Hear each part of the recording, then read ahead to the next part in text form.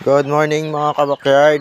Meron tayong gagamutin na dalawang alaga nating sisiw kasi nagkasakit sila, nadapuan. Ito yung dalawa nating sisiw na nadapuan ng sakit is meron silang mga bulutong. Dalawa lang sila naman na meron silang bulutong. Yan. Nagkasakit sila mga kabakyard. So gagamutin natin sila. Ang gamit nating gamot is Primoxel powder. So ito yung ginagamit kong gamot para sa ating mga alaga, Primoxel powder sa product ng Battlecat ng gamit natin. So ito mga kabakyard,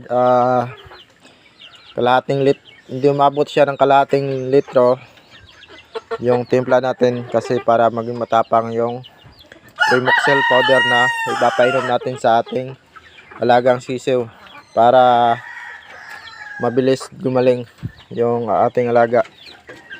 So yun, papainom na natin sa kanila mga kabakyard para gumaling yung ating alagang sisiw.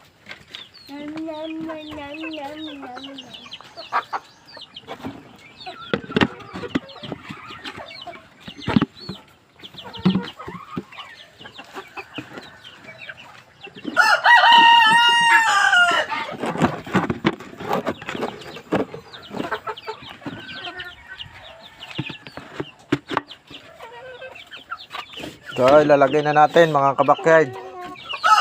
Papainom na natin sa kanila. Siradong nauuhaw na to. Yan mga kabakyard, pinainom na natin sa kanila. Nung mula di old hanggang magtutuman sila, ngayon lang sila nadapuan ng sipon at saka bulutong. Pero okay naman sila, kumakain naman sila, kumain naman. Wala namang problema, yan lang yung sipon at saka yung bulutong.